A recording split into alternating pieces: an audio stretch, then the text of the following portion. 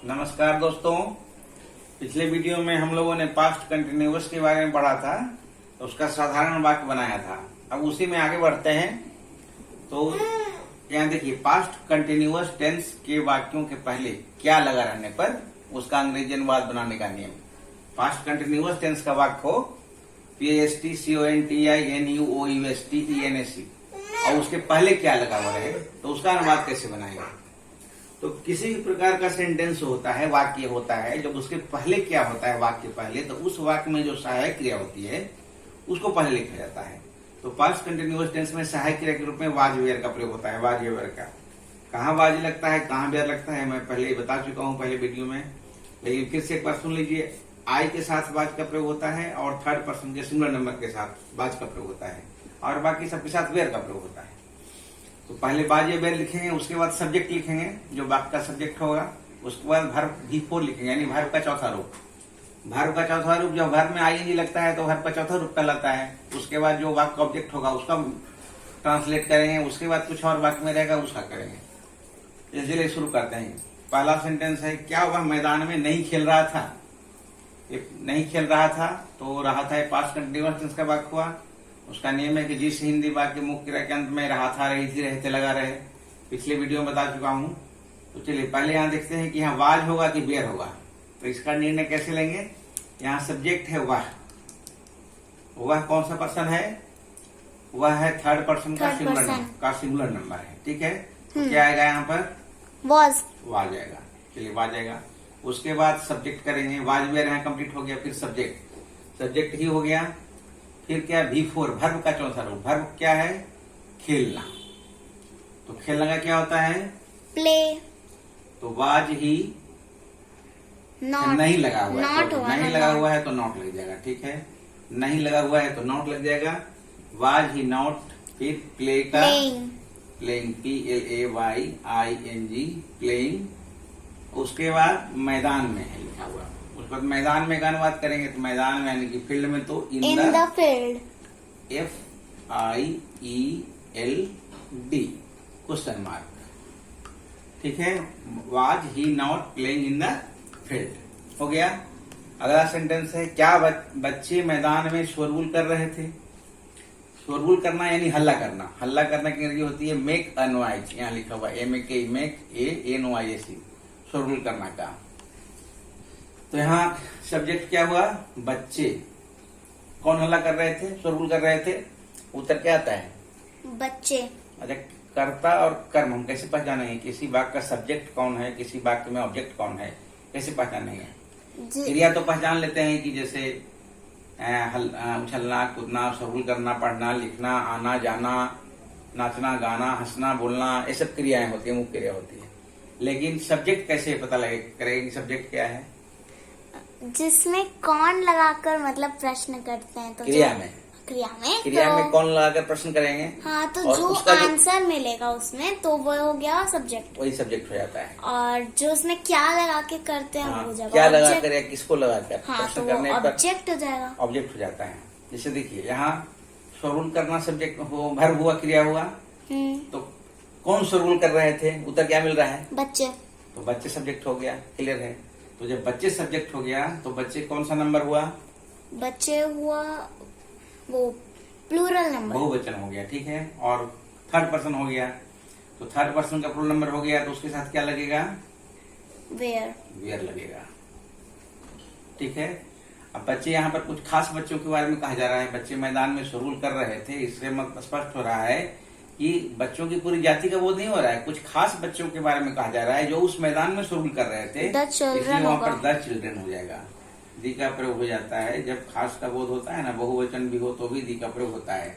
तो where the children, शोरगुल करना का क्या होता है, मेक अनवाइज में लिखा दिया हूं, तो मेकिंग MAKING मेकिंग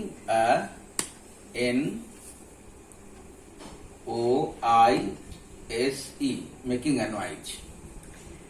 जिस क्रिया के अंत में ई हो, देखिए यहाँ MAK है, ई है, तो जिस क्रिया के अंत में ई हो उसमें ING लगाना हो तो ई हट जाता है। इसीलिए यहाँ पर MAKING हो गया, मेकिंग अ नॉइज, शोरगुल करना।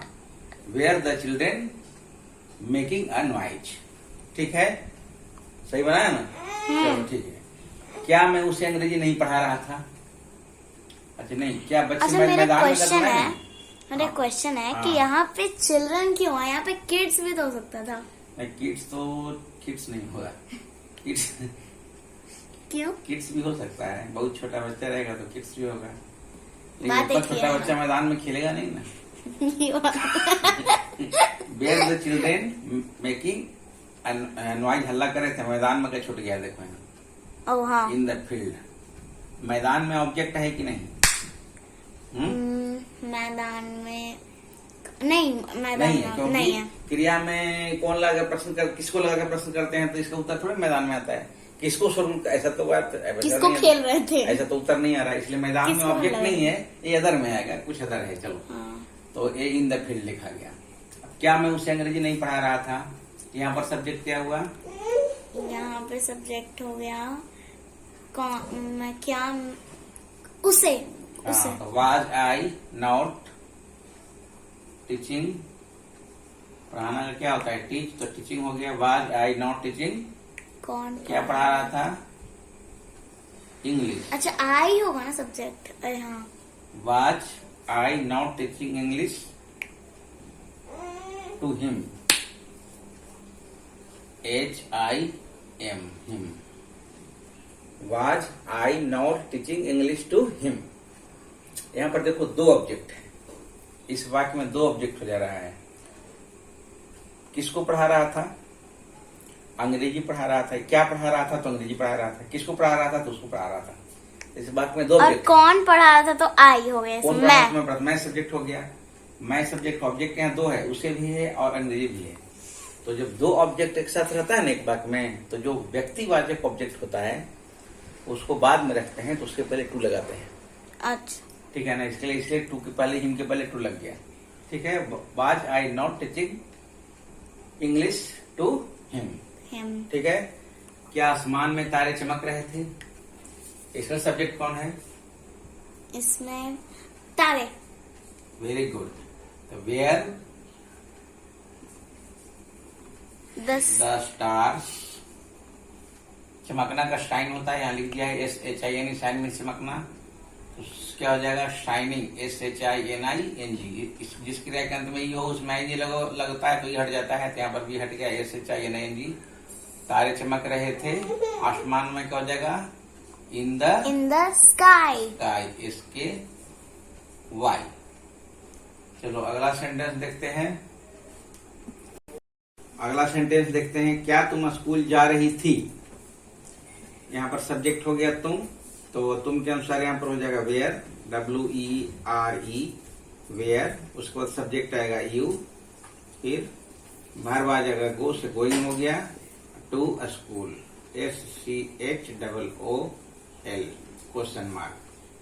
क्या तुम स्कूल जा रही थी? Were you going to school. अगला सेंटेंस है। क्या सीता और गीता बातें नहीं कर रही थी? तो यहाँ पर देखिए दो शब्द, दो आदमी का नाम है, सीता का भी नाम है और गीता का नाम है। दो तो subject where हो गए, होगा? इसलिए Where। हो जाएगा। तो WERE, were. Sita and Gita Sita and Gita are not talking. फिर आ क्या वेयर यहाँ लगा हुआ है, तो अच्छा sorry sorry sorry sorry sorry. Not talking. Talking का स्पेलिंग TALKING। टॉकिंग। ठीक है, question mark. Question mark Hindi का बात रहे चाहे अंग्रेजी का, बाकी दोनों। क्या तुम्हारा घोड़ा दौड़ रहा था? यहाँ सब्जेक्ट क्या है? पूरा, तुम्हारा घोड़ा। तुम्हारा घोड़ा थर्ड पर्सन का सिंगुलर नंबर हो गया। Was your horse, HORSE, running. Running में स्पेलिंग होता है RUNNING, running. Was your horse running. क्या आप उसकी प्रतीक्षा कर रहे थे? यहाँ पर सब्जेक्ट हो गया आप, तो आपके अनुसार हो जाएगा वेयर, WER, वेयर यू। प्रतीक्षा करना क्या होता है? इंतजार करना किसी को, वेट। तो WAITING, वेटिंग हो जाएगा, बिफोर हो जाएगा वेटिंग। वेटिंग फॉर बोलते हैं किसी की प्रतीक्षा करना। आपकी प्रतीक्षा करना वेटिंग फॉर यू, उसकी प्रतीक्षा करना वेटिंग फॉर हर या हिम। राम की प्रतीक्षा करना वेटिंग फॉर राम, श्याम की प्रतीक्षा करना वेटिंग फॉर श्याम, इस तरह से। तो आप उसकी प्रतीक्षा कर रहे थे तो वेटिंग फॉर, यहाँ पर हिम भी हो सकता है और हर भी हो सकता है, दोनों में से कोई भी एक हो सकता है, क्योंकि स्पष्ट नहीं है कि पुरुष के बारे में कहा जा रहा है कि स्त्री के बारे में कहा जा रहा है। दोनों सही होगा। क्या वर्षा हो रही थी? तो यहाँ पर क्या करेंगे इस ढंग के वाक्यों में कि सब्जेक्ट में इट का प्रयोग किया जाता है। Was it raining, RAINING। Was it raining, I यहाँ पर स्मॉल है। Was it raining, RAINING। क्या वर्षा हो रही थी? क्या हम लोग काम नहीं कर रहे थे? हम लोग का सब्जेक्ट यहाँ पर हम लोग हो गया, तो फर्स्ट पर्सन है तो वेयर होगा। फर्स्ट पर्सन का है लेकिन बहुवचन है, इसलिए वेयर होगा। ठीक है, वेयर WE नॉट वर्किंग, काम नहीं कर रहे थे ना। डूइंग द वर्क भी हो सकता है ना। वेयर वी नॉट वर्किंग, हम लोग काम नहीं कर रहे थे। डूइंग नॉट द वर्क ऐसे भी हो सकता है। वेयर वी नॉट वर्किंग, हम लोग काम नहीं कर रहे थे। तो चलिए अब कुछ आगे नियम देखते हैं इसमें पास्ट कंटिन्यूअस टेंस में। अगला वाक्य देखते हैं। वाक्य जैसे क्या मैं इधर उधर भटक रहा था, एक पास्ट कंटिन्यूअस टेंस का है। तो देखिए वांडर, WANDER, वांडर मीन्स होता है भटकना, यहाँ लिख दिया है वांडर, इधर उधर का हेयर एंड देयर। तो क्या मैं इधर भटक रहा था, तो सब्जेक्ट हो गया मैं, तो क्या हो जाएगा? चलो तुम भी बोलो पीछे से। वाज, उसके बाद क्या लिखूं? आई। तो भटकना का होता है वांडर, तो क्या हो जाएगा?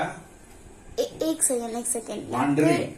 यहाँ पे वॉज क्यों हुआ? क्योंकि थर्ड पर्सन का सिंगुलर नंबर तो नहीं है, ये तो फर्स्ट पर्सन हो गया। फर्स्ट पर्सन हुआ तो आई के साथ तो वाज ही लगेगा ना। अच्छा, आई के साथ वाज लगता है यहाँ पर।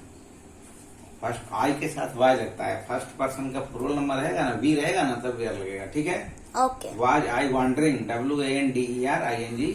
वांडर मतलब भटकना, यहाँ लिख दिया इधर WANDER, वांडर में भटकना। वाई वाज आई वांडरिंग, और इधर उधर का होता है हियर एंड देयर। हाँ, here and there. HER here, AND THERE there. Question mark. क्या सूर्य डूब रहा था?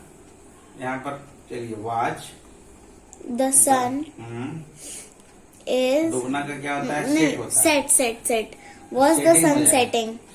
सेटिंग में डबल टी हो जाता है। Question mark. Was the sun setting. ठीक है। क्या वे लोग जाल फेंक रहे थे? जाल फेंकते हैं ना मछली पकड़ने के लिए, वो तालाब में जाल फेंकते हैं, नदी में जाल फेंकते हैं और समुद्र में जाल फेंकते हैं। तो उसको जाल फेंकना को बोलते हैं कास्ट ए नेट। नेट मीन्स जाल होता है, और जाल फेंकना की अंग्रेजी कास्ट होती है, CAST, कास्ट ए नेट, जाल फेंकना। क्या लिख दिया है? Were they, were THEY they, casting a net. Very good. Thank you. Casting net. Net, NET, casting a net. चलो अब अगला इसको सोचो। क्या वे लोग सड़कों की मरम्मत कर रहे थे? मरम्मत करना, रिपेयर, REPAIR। ये मरम्मत करना मतलब पीटना नहीं। पीटना तो कुछ लोग कहते हैं कि मरम्मत कर दूंगा, ये मतलब सड़क की मरम्मत करना। टूटी फूटी कोई चीज है उसकी मरम्मत करते हैं ना, तो बोलते हैं रिपेयर करना, REPAIR। तो वहाँ रिपेयर हो जाएगा। तो इसका बनाओ। चलो क्या लिखते हैं? Were they, WERE were they repairing है ना। REPAIRING repairing the roads. Very good, ROADS। Question mark. आप देखिए क्या राधा कपड़े बुन रही थी? तो कपड़े बुनने का होता है वीव, WEAVE क्लॉथ, कपड़े बुनना। तो क्या राधा कपड़े बुन रही थी? तो वाज राधा वीविंग क्लॉथ। तो मैंने पास्ट कंटिन्यूअस टेंस के बारे में ये क्या वाक्य पहले क्या लगाने पर ये 15 सेंटेंस से बना दिया है। तो उम्मीद है कि आपको लोगों को समझ में आ गया होगा। अगर नहीं समझ में आए तो इसको बार बार देखिए, दोबारा देखिए, फिर भी समझ में नहीं आए तो कमेंट करके आप कोई भी क्वेश्चन पूछ सकते हैं जहां समझ में नहीं आए। और पिछला पूरा सब्सक्राइब करके चैनल को पूरा वीडियो देखिए, पूरा टेंस पीछे बनाया हुआ है, किसका क्या नेम है, तो पूरी तरह समझ में आता रहेगा। तो इस वीडियो में इतना ही फिलहाल। Thank you so much.